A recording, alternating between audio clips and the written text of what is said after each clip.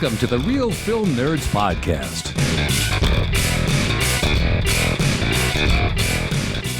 Well, 2024 continues to roll on like a rock down a small hill. I don't know. It's just only the second week of 2024, but the Real Film Nerds Podcast is here to help you make it through the trudge of going back to work by listening to us talk about a movie that came out in November. My name is Matt, your host as always. With me, the hostess with the mostest, the man living the dream every moment he is awake and asleep, Mysterious Mike Talent. How's that for an intro, brother? Dude, that was a great intro, man. And come on, man, the movie came out in November, but it's still going to be, it's fresh. Like, you said it so, like, oh, this is so last week. Yeah, November 10th is when this film came out. So it's, it's fresh like day old bread. I don't know. Day old donuts. I don't know. Okay. All right. It's still good. It's still a movie, but it's not as fresh. Okay. Does that work? I don't know if that fucking works. I don't know if that works either. Mike, we're talking about one of your favorite directors of all time, David Fincher, his latest film, his second streaming film in a row. I guess they do release them in the theaters, but just not anywhere near me. Mike, we're talking about The Killer.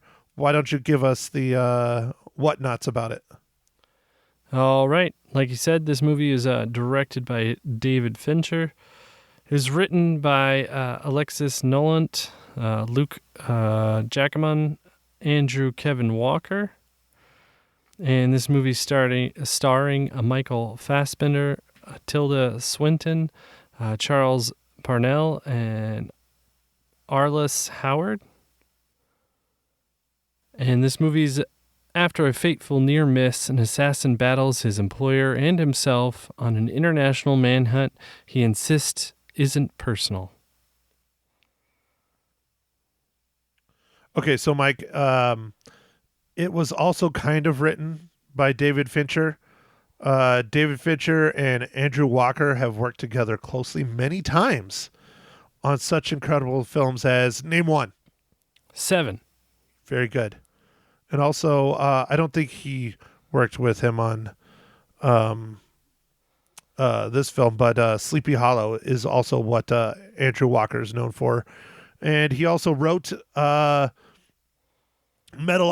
Army of the Doomstar, which is the ending of the Metalocalypse like whole kind of thing. They ended it with a movie last year. I still haven't seen it, but anyways, I was interested to see that he also wrote that. So that's pretty cool. That is cool, man. So anyways, Mike, since my voice is absolute shit again, I am really glad I'm not on the radio every day using my voice or talking to people on the phone every day using my voice. Again, Booger, thank you so much for giving this to me. I will never let you live this down for the rest of your life. Even though you're only 1.5 years old, it's on like Donkey Kong for the next, I don't know, until I die. But anyways, Mike, go first. What do you think of The Killer? I like this movie, Matt.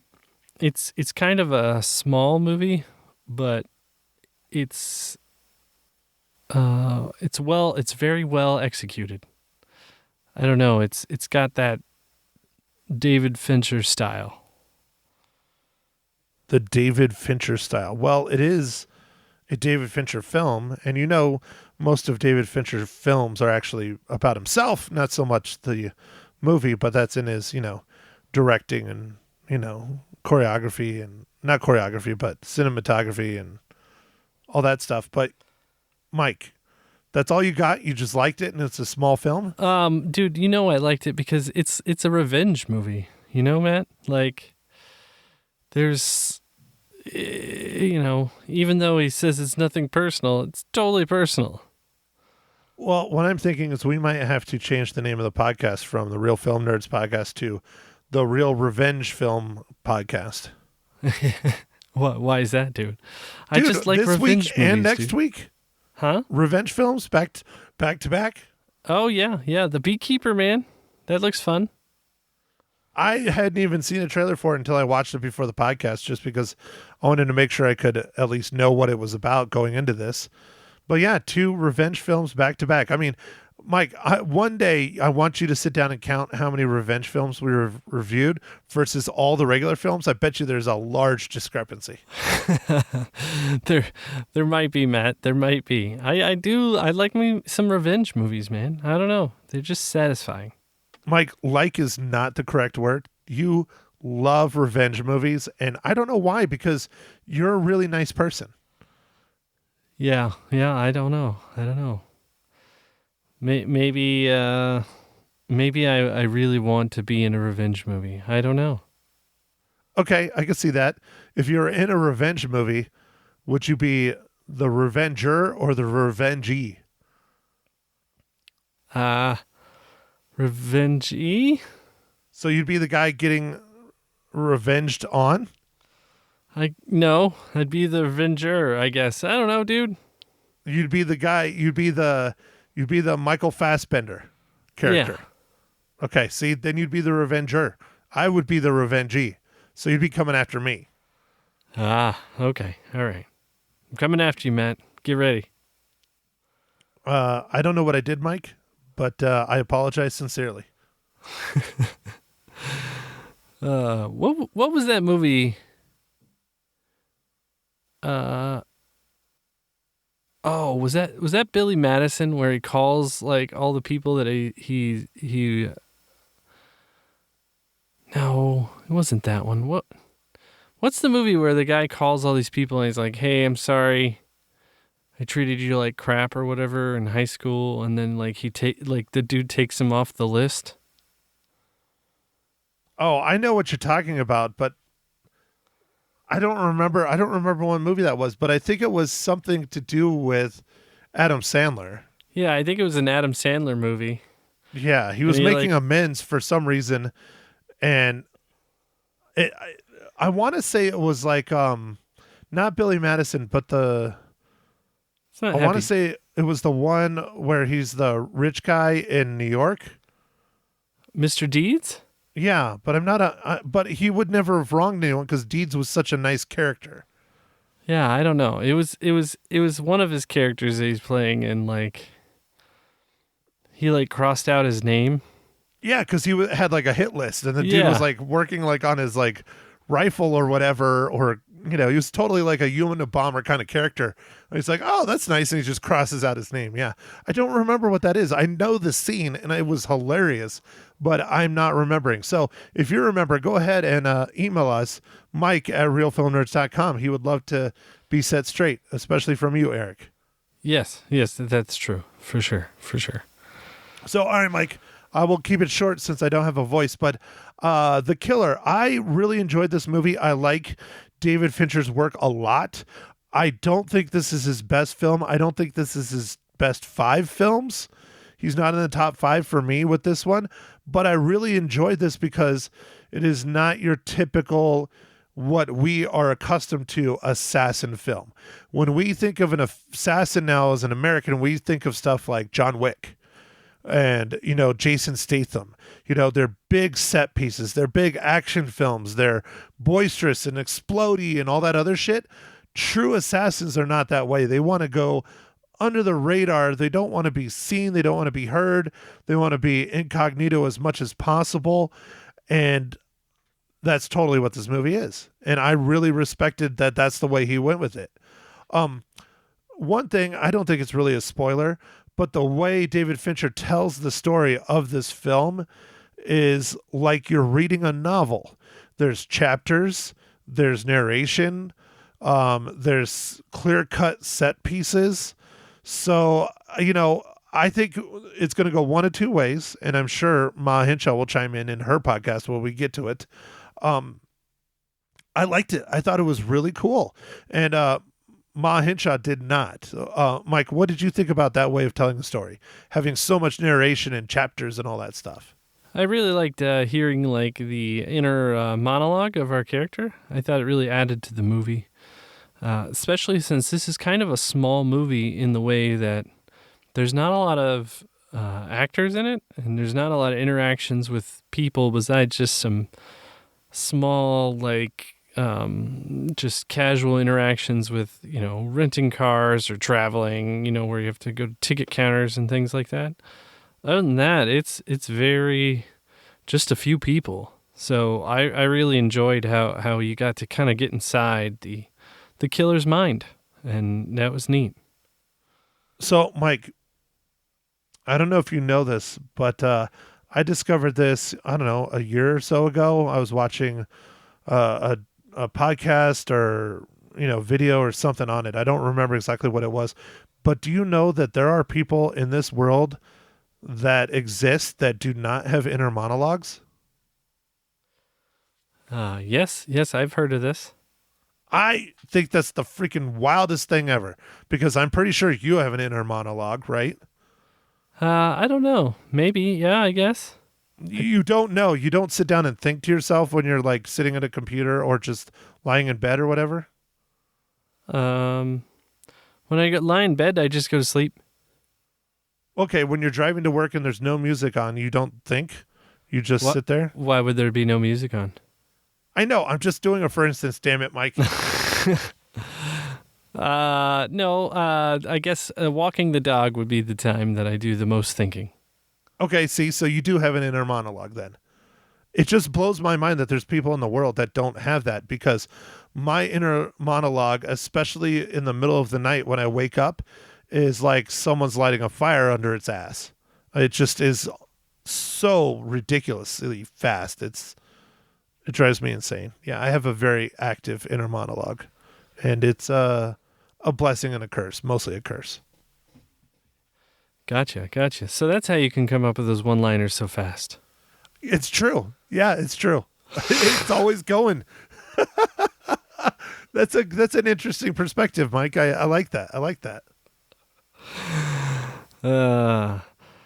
Yeah. So, I guess without spoiling this, Matt, I thought the way that they shot the scenes that you do get to see was really, it was really good. Like, it just, I don't know. This is a very good film. It's definitely, like you said, it's not one of the top 5 David Fincher movies, but it was still really good. Like, it's just a good movie. I'm just very confused at what you just said, though. They shot the scenes that you did get to see. So did they shoot scenes that we didn't get to see? No. Wait. I'm sorry, Mike. Now I'm all screwed up. Okay, so the scenes that we got to see and the way they shot them. Better? Yeah. Okay. Yes. Okay, continue your thought. Now I messed up your thought too. Damn it. Yeah, no. I'm out of. So, okay. You were saying it is not one of David Fincher's top 5 films for you, but you still really enjoyed it. I am in the same boat. Where would you put it? Like, okay, I don't want you to name off his top 5 films. I just did that last week on the radio for 2023, which was fun. It was a nice little change of pace. Instead of talking about a movie, my mom and I did our best and worst and honorable mentions of 2023. But without looking up all of David Fincher's films, I have a hard time picking between Fight Club being my favorite and Seven being my favorite. Those are just absolutely incredible films. Yeah, those are. I am also in love with The Game. I like The Game, but God, dude, that movie was long. Yeah, I don't know. I like the way the concept of it. And then, Seven. Oof. Wow. I've never seen Zodiac. I actually own it, but I have not watched it because I've been wanting to watch it forever. But another one I would definitely put, or 2 that I would put in my top 5, for sure. Seven, Fight Club, Gone Girl, Social Network. Boom. Oh, yeah. No, not in that order, but those 4 definitely in top 5. Oh, Gone Girl was so good. I actually read the book after. Man, what, like, So the movie really got all the big points. The book just has a little bit more depth, but wow, what a crazy story. Did you ever see Mank? I never watched Mank. Which one? Mank, Mank. Came out in 2020. I think it was nominated for some Academy Awards. It was one of Netflix's like first really, really big, like only Netflix movies. No, I didn't see it. It was the last movie he did before this one. It's about the writer that wrote Citizen Kane. Oh. It was direct. No, it did. It won 2 Academy Awards. It stars Gary Oldman. Okay. No, I haven't seen that. Yeah, I never saw that either. It's all pure black and white. Oh, okay. But yeah, here, just because I'm already on the page, I'm going to click on it here. I think it won for, I'm pretty sure it was Best Actor for Gary Oldman. If it'll work. Dude, I have fast internet. Why is it not loading? It's probably IMDb. Anyways, I don't want to have too much dead air, even though it's a podcast and we don't really have to, Yeah. pay for dead air, gotcha. but it's still. Let's see. Nominee. Where did it win? It was nominated for Movie of the Year. It was nominated for Best Performance by, Gary Oldman. Nominated for Achievement in Directing, David Fincher. Nominated for Best Performance by an Actress in a Supporting Role, Amanda Seyfried. And Best Sound. Yeah, it won for Best Achievement in Cinematography and Best Achievement in Production Design. The ones that I needed to click the arrow down. Yeah. Best Achievement in Cinematography, but it was nominated for 1, 2, 3, 4, 5, 6, 7, 8, 9, 10. That's crazy. I still haven't seen it. I feel horrible. It's okay, Matt. You get over it. I think I already have. So anyways, all right, Mike. I know you're sitting there pounding away on your phone like I'm pounding away on my other screen, but good thing you said screen, Matt. Well, what else do you think I was pounding away at, Mike? I don't know. I mean, I leave the fleshlight in my bedroom. I'm not a monster. I don't put it on my freaking table in my office. Oh, okay. All right. I don't know where you are. You could be in your bedroom. Nope. Your This is my office. It's different. It is. I have the Halloween background again, I think. Don't I? The Skype Halloween background? Yeah. It's the Halloween one. Yeah. All right, Matt. I think I'm going to move us along. Matt, what are you drinking? Well, Mike, thank you for asking.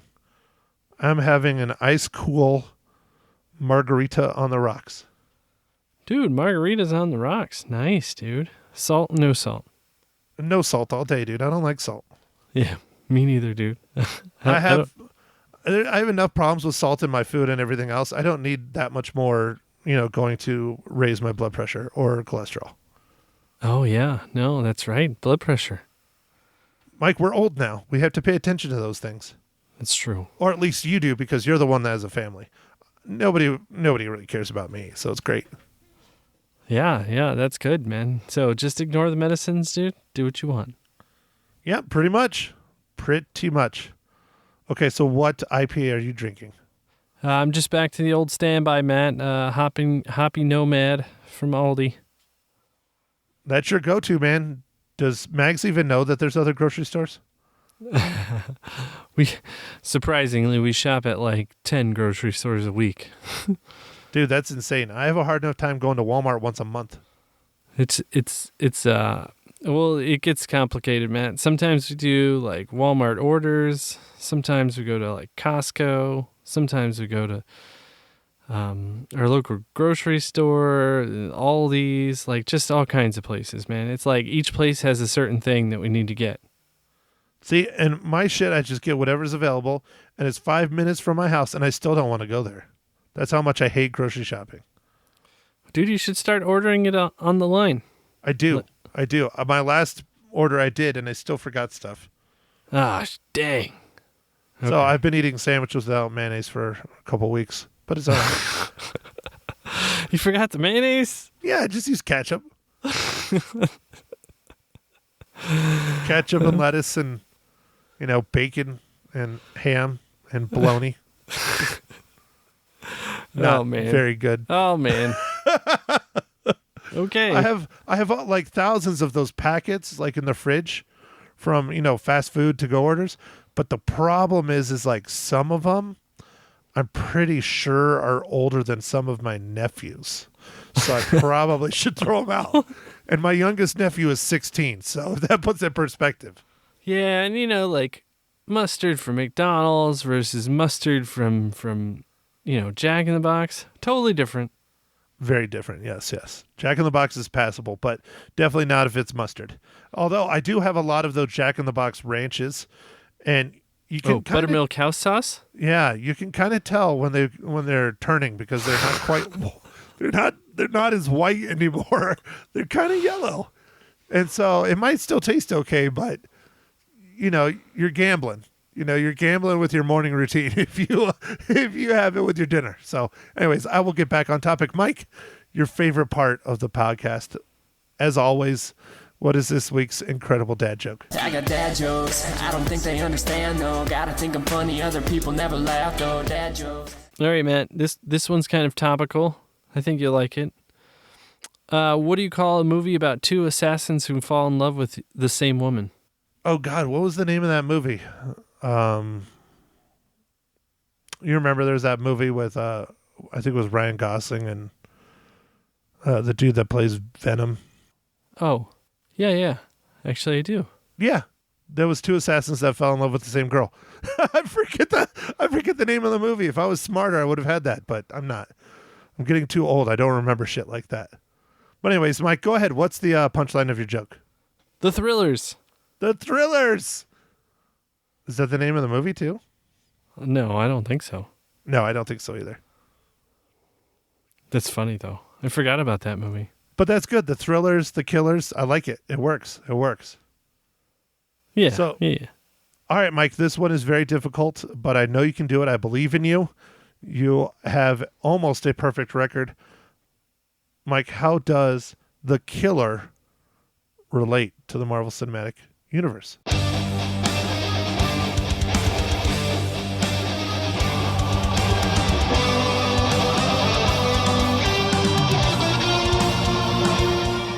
All right, Matt, this one's pretty easy, even though there's about 4 people in the movie. One of those 4 people has an NCU tie-in, a pretty big one. She plays in the Avengers and in Doctor Strange, the Ancient One. And that's Tilda Swinton. What I think is funny is there's so few actors in this film that Tilda Swinton is like in a scene and she's like listed as number 2 in the credits.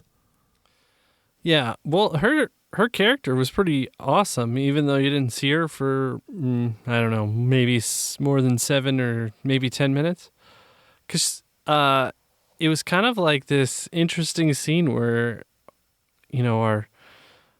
our main character doesn't say anything and she just like spills out her guts. It was really interesting. Oh, dude, I thought that was a fantastic scene. It was really, really good. And I kind of predicted, we're well into spoilers now, people, FYI. But I kind of predicted like exactly what was going to happen. And he clearly predicted what was going to happen to Michael Fassbender's character, who actually, I believe, doesn't really have a name. I think he's just the killer because he has so many different identities in the whole film. And then Tilda Swinton's character is called the Expert. And then you have the lawyer and then the client. I like it. I like the names. They kept it just professional from like an assassin standpoint. But anyways, she like bends down and like slips and falls on some stairs or something and is trying to get help. He doesn't fall for it. He just pops her. And I'm like, yeah, that was totally a ploy to try and, her overcome him. Yeah. Oh no, it was awesome, man. It was awesome. He's so methodical and he sticks to his rules that he lays down in the first, 30 minutes of the film. And, you know, even at that point, when he's almost showing a moment of weakness, he still realizes, no, boom. I mean, just, dude, this movie was really quite good. I enjoyed it. Yeah, I like how he spends a lot of time just waiting around for stuff, and like it's just insanely boring, and you have to like be focused the whole time. Like that was very interesting. I mean, that was like our opening scene where he's just like, there's a phone call with, I guess it was the lawyer, right? I think it was probably the lawyer. Yeah, that was calling him. Yeah, and he's like, dude, it's been 5 days. That's got to be so rough, dude. It was such a more realistic view into how it would really be if you were somebody who was a professional person who was good at it, professional killer. It's very much like just a stakeout too. If you're a police officer, detective, private eye, that kind of stuff, there's more boredom and trying to stay awake and stay attentive than there is actual action. And that's like the reality of the situation when it comes to truly being an assassin. It's that split second. And if you fuck it up, spoilers, like he did in this film, the first and only time he ever fucked up, it's consequences. Yeah. The Brute, that was a brutal fight, man. I wasn't sure he was gonna win. Like, that was a really well done fight scene too. It was very, I don't know, it seemed more realistic, although the one guy got so many things broken over his head. But other than that, it seemed pretty realistic. Well, I would say, and dare I say this, maybe it's a little over the top, but I'm sticking to it. I honestly think it was one of the best hand-to-hand fight scenes I've seen in a long time. Like, it was on the level of John Wick fight scenes. It was very, very good. The way it was shot, the way they threw each other around, the way everything went down. He is the Brute. He's this massively tough, strong guy. So, of course, he's going to be able to take a few more hits in the skull than anybody else and keep going. But, Mike, I agree. That scene was very good. Very, very good for a film called The Assassin, where it's about shooting people. It was a great fight scene. It was, I like how they used their environment around them, because I feel like that's how real, like, fights would go. And they were just trying to use anything they could get their hands on to try and take each other down. And it felt like that. Yeah, and even though the Brute, it's his apartment, and clearly that's all of his stuff, he still didn't have a problem throwing the motherfucker into a 75-inch TV. Yeah. And, like, destroying his coffee, like, I don't think he knew he was going to destroy his coffee table, but, like, when he, like, jumps back on him, oh, man, dude, that was brutal. Yeah. It was pretty hardcore. I don't want to say over the top. I thought it was pretty gosh darn realistic. I mean, no one, it really seemed like no one was winning. They were both getting their asses kicked. Yeah, and then afterwards, when he's getting his flight to leave, man, he is messed up. Oh, yeah, well, and that's the first time you ever really see something like that, in my opinion, in like a movie. Like the counter ticket check-in person, like, looks at him and just gives him this look like, what the fuck? Like, definitely that was, in my mind, I was like, oh, man, that's a red flag right there. This dude is someone that might get called out, But the ticket lady didn't do it. So, but I've never seen that. Like, you always see people get their asses beat and they do normal things and people just ignore the fact that their face is beat up. I don't get that. Yeah. I don't know. Like, it definitely, I mean, it was good to see he took a lot of damage, and it was like, he was hurting. And then he barely escapes the dog. Oh, yeah. And that was after trying to drug the stupid thing. But again, he even said it in his monologue, not monologue, dialogue or narration, that he's like, yeah, I think I might have messed this up. It looks like that dog's about 10 pounds heavier than what I planned for. Yeah, this dog looks really big. Yep. So, all right, Mike, I can see you are fading, and you are fading hard because Yeah, it's Michael one thing Night that Night was time. a little bit weird about that dog scene is he said between 45 and 55 pounds. My dog, which is some sort of pit bull mix, he's 70 pounds, and he's not that big. That dog in that movie looked bigger. Yeah, I think that dog was probably more than 55 pounds. Yeah, I would I would guess. say that dog was like 80 pounds. Yeah, well, and that's probably why the dog had no problem choking down the drug-filled, what was it, a steak, or was it like hamburger or something? I don't know what it was, actually.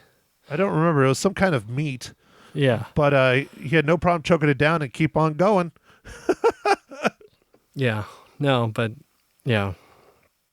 It was funny when I got my current dog, man, I was like, man, 70 pounds, that's a small one. Yeah, yeah.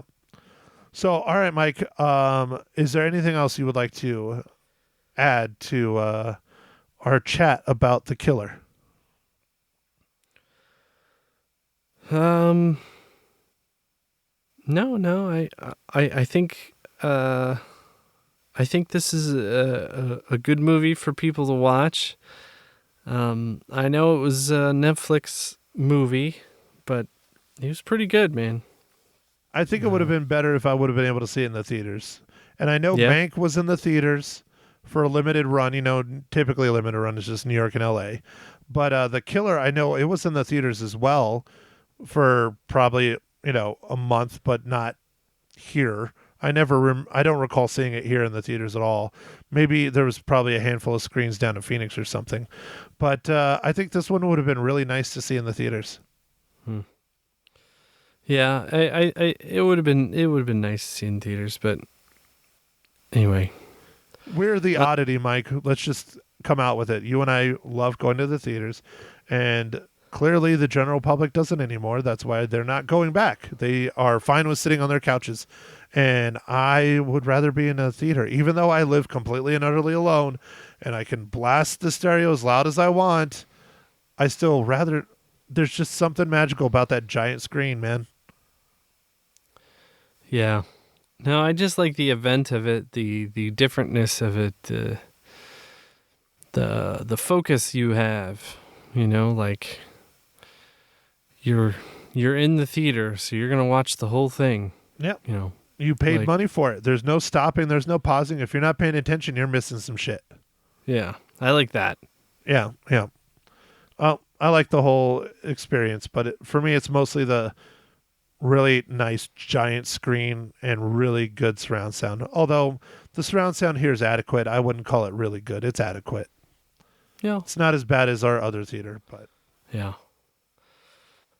anyways, okay, Mike. So how many reels do you give The Killer? So I'm going to give this one 3.5 reels. Wow, I really thought you were going to go higher than that, Mike. No, I mean, it's a good movie. It is a good movie. Shame. Okay. What are you giving it, Matt? The exact same thing. I give it 3.5 okay. reels. Shame. Yeah. Well, I didn't love it as much as you. I thought it was really good. You really sound like you love it.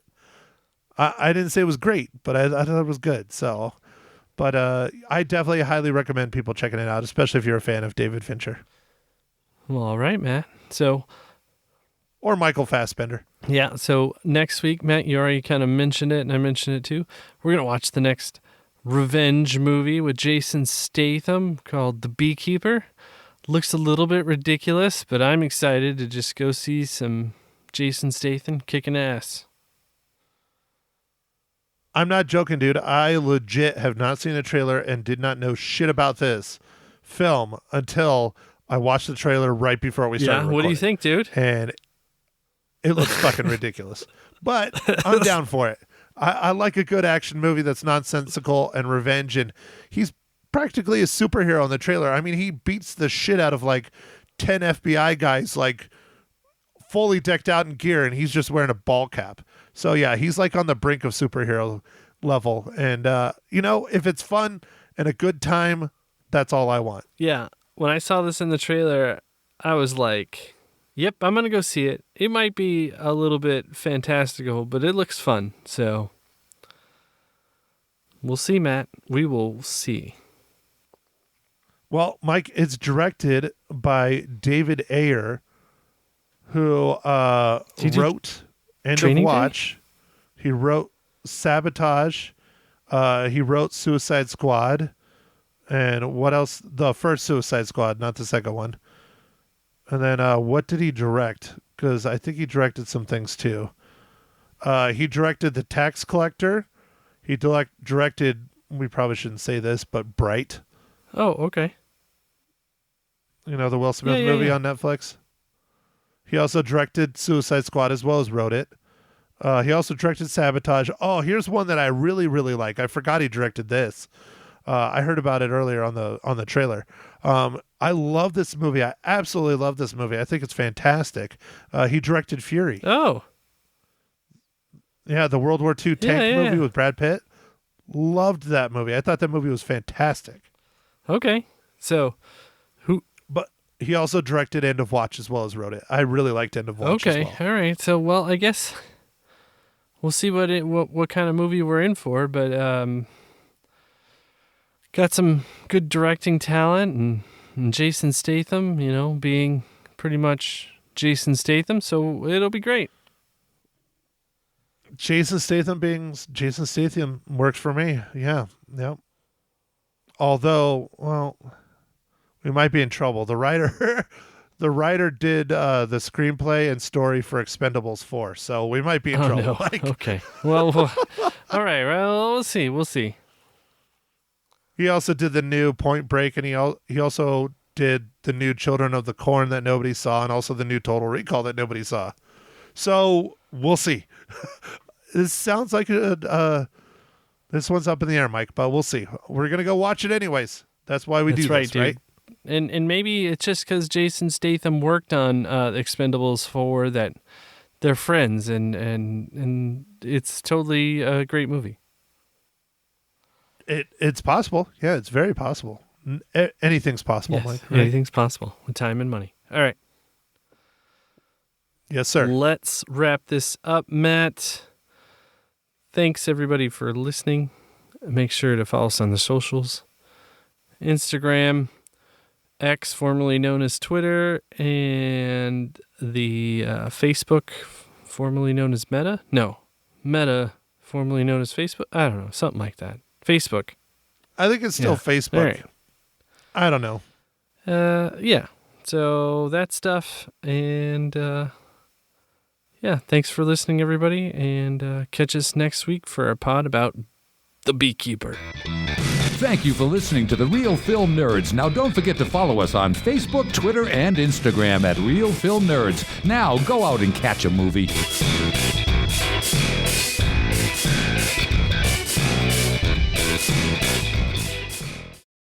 Hi, everyone. This is Ma Hinshaw Loses Her Cookies, episode 45, The Killer. Hi, Matt. How are you doing? Oh, hi, Mommy. I am still sick just like you from our lovely niece. But do you know what's interesting is that everyone and their mom is sick of this same crud, and it lasts about 3 weeks from what I've been told. Oh, Now, I for don't know if goodness. it's still contagious after 2 weeks or 1 week or what, but I'm trying to be as cautious as I can. But this is the best my voice has sounded in almost 3 weeks. So, Booger, I'm never going to let you live this down. Oh, dear. Yeah, well, Grandma still has a few issues. My voice is still weird. Well, anyway, onward to the movie. I Yes. say this is a guys movie, guys who like assassin movies. I think they would find it interesting, but I didn't find it really great. Sounds I very mean, sexist. well, maybe. Well, guys or girls who like assassin movies. There you go. Anybody. But it was long. I didn't think the cinematography was earth shaking. I think he did a good job, but I really wasn't all that excited about it. And you had to really, as usual, follow it all from one murder to the next murder to find out exactly why everything was being done and all that. And after a while, I got bored and Michael got bored, and we were just like, when's this going to get done? That was our view, but I'm not saying that's everyone's view. I love Jason. He's really good. And but I don't know. I just felt like it could have been better. There you go. Okay. So you're saying you don't like David Fincher? Who's David Fincher? He's the director of the film. Okay. I didn't think it was all that great. No. And I don't care if David Fincher won 12 Academy Awards. I didn't think this one was that good. Well, But he it could did be. Fight Club. He did Seven. Oh, no. I liked this movie. I thought this movie was good. It's not his best film, and I discussed that in the podcast before yours. But it's like truly what an assassin would have been. It's not John Wick, because John Wick is an assassin movie. No, There's all these new assassin movies, but a true assassin tries to hide his identity, tries to fly under the radar. Most of being an assassin is being bored as shit. And this movie shows you all of that. Well, that's true. Stop talking over me, please. I agree with that. What? I said, stop talking over me, please. Okay. Anyway, it does show that I think it's a lonely profession, and you have to keep where people don't recognize you or know you or any of that. That I think is a difficult thing too, really. And that movie does convey that, you know. But I just didn't think it was all that exciting. There you go, mom's view. Okay. Okay, so you don't think people should watch this at all then? No, I think they can watch it. If they have some time, I guess was it 2 hours or an hour and a half? I'm not sure. I don't remember. But anyway. I think it's 2 hours on the dot, something like that. Yeah, I think it's 2 hours. No, it's entertaining. It's just not real great in my view. Okay. I think it's good. Well, good. We can agree to disagree. There you go. Okay. Okay. All right. So then, do you like any of his other films or no? Yeah. But, okay, name one. Oh, geez, I can't name one. I don't know. I think I watched Fight Club, though. I'm sure you've watched Fight Club, and I'm sure if you watched Seven, it had Morgan Freeman and Brad Pitt in it. Yeah, I'm sure I did. See, but this one dragged. I mean, I'm sorry. It kind of dragged. All of his movies are like this, though. Oh, really? Oh. Not dragged, but they're thinking people films. Well, yes, and they're and that's why I'm in trouble. Okay. You're at the age where you don't want to think anymore. You just want explosions and death and murder. Well, yeah, I just want murder and death right there. Blam. No, I mean, like, okay, so why is he doing this? And I mean, I get getting a hotel room and then, the gun and then shooting across into a house or whatever, hotel. I don't know. Well, yeah, that was him trying to assassinate someone. That was his job, and he screwed up, and that's how the movie starts. Right. It's him screwing up and revenge, and them trying to kill his girlfriend and go after him and kill him, and he doesn't tolerate it. That's what it's all about. That is what it's all about. But what I found interesting was the fact that he would be talking, which Michael even said, oh, well, I don't need to hear his views on the world, But the thing is, he would talk and he'd say, don't have friends, don't cut anybody any slack, don't let anybody see you, blah, blah, blah. And then he'd break his own rules, And Oh, I had one question. The one gal that gave him the information and everything, did he? I didn't see him shoot her. I thought he knocked her out. Was I wrong on that one? Hold on, the gal that he gave the information. You mean Tilda Swinton? Or Well, who? no, are you talking about the chick, the lawyer's assistant? Yes. Yeah. So that was the one. There's a terminology for it in movie making, but that's the one kind of thing that he does in like being nice, I guess is the way to put it. It's like there's a terminology in screenwriting for it. But no, he still kills her, but what he does is he snaps her neck above the stairs and then she falls down the stairs, so it looks like she fell and died, and so that her kids would get the insurance money and her all of her stuff instead of being murdered. Oh, because So I didn't get that. I didn't get that. I mean, How I did you thought not he hear knocked her. that? I didn't hear. Okay, maybe I'm deaf. I didn't hear him napping her neck. Oh yeah, it was vicious. It was like crunch, really loud, Lord. and then she falls.